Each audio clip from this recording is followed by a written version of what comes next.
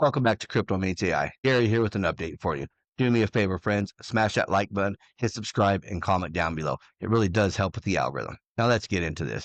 We're sitting at $2.89, trading within a range of 286 to 308. We're down almost 6% on the 24-hour period. We'll see where we go from here, but it looks like we're going down. And let's go down the old rabbit hole. Is JP already working with XRP Ledger? The dots are screaming. What JPM describes in their Kinexys project is already building on the XRPL. What if they're the same system, hiding in plain sight?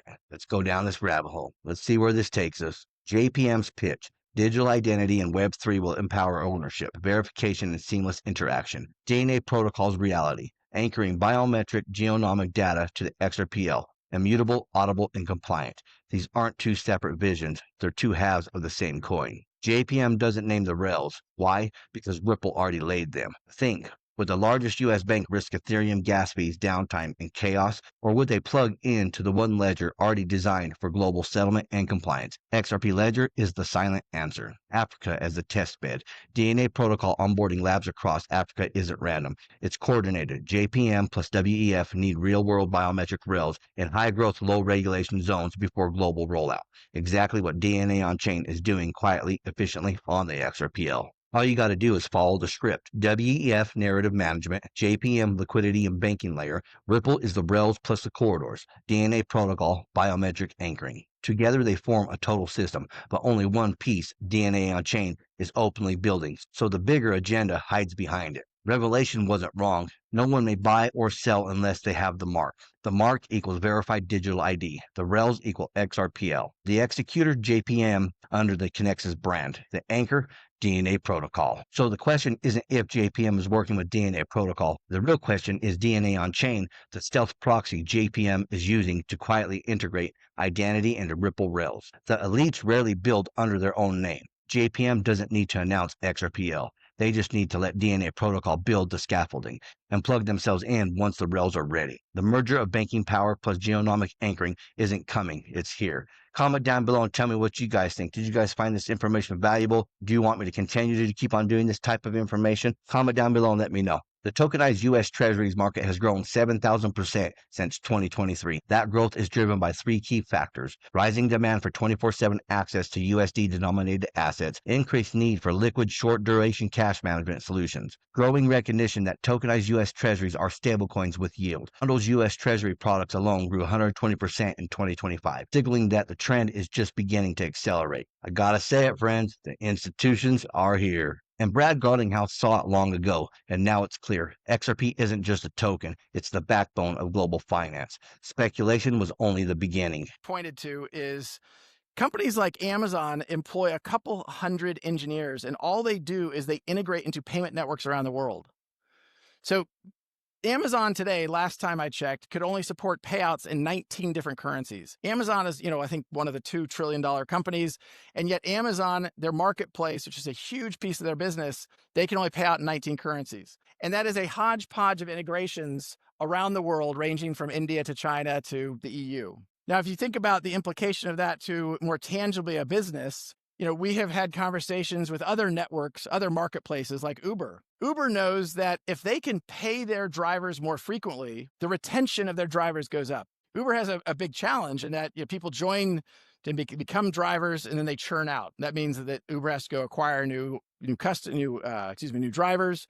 That's not a great thing. Now, some of you probably took a taxi here this morning. When you got out of the taxi, you either paid them in cash or you paid them with a credit card, which frankly would settle in a couple days. In contrast, when you're using Uber, the Uber drivers get paid every 2 weeks. Why is it they get paid every 2 weeks? How can we reduce the friction so every time you get out of an Uber, the Uber driver gets paid? Uber wants that to happen, and despite being obviously a major player, the friction even associated for someone like that is challenging. Our vision is to truly enable global payments such that you can plug in with one API, and whether you're seeking liquidity, whether you're seeking a payment into a payment network, whether you're seeing a payment to a bank, to reduce that friction such that it is real-time and extremely low cost. By doing that, we think we can let RippleNet truly scale to serve a new set of customer demands.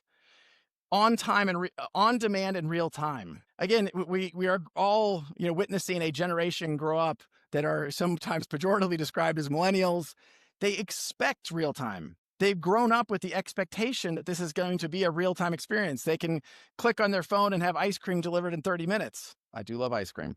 Let's not criticize that. So we can make them low cost. We can truly get a dramatic reduction in the error rate such that there are not failures, and deliver an elegant experience both to banks and to their customers. And this is where micropayments comes into play in the drops that I was reading about earlier in the last video. I'm going to take a deeper dive into what drops and how they will actually be used with the XRP ledger, but I do know they're used for micropayments. The future of 18.9 trillion in tokenized assets by 2033 depends on a crucial factor: institutional grade custody. Explore 5 key takeaways from the Blockchain Association of Singapore Custody Workshop on what technological requirements are shaping finance: compliance by design, flexibility custody models, operational resilience, strong governance, and scaling stablecoin adoption. And congrats to Bullish on a successful IPO. A portion of the IPO proceeds were settled in RLUSD, minted on the XRP ledger. And it wasn't on Ethereum, don't forget that. This is the first public listing to bring settlement process on-chain and sets a precedent for how stablecoins can shape future listings. The institutions are here. Gemini collaborates with Ripple in preparation for its IPO. The filing unveils a $75 million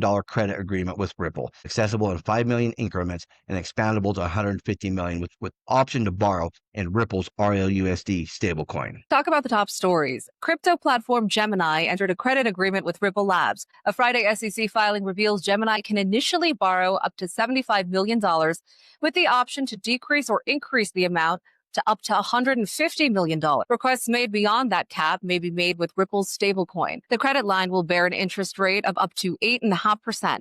Now, this comes after Gemini, founded by the Winklevoss twins, confidentially filed for an IPO back in June. The same filing from Friday reveals the platform's mid-year total liabilities were more than $2 billion. I would have to say this is Ripple acting as a bank for the first time. Isn't that what banks do? Issue credit? And last up, XRP versus XLM is one of the most understood rivalries. RippleNet is bank-facing. White glove services plus XRP for settlement liquidity.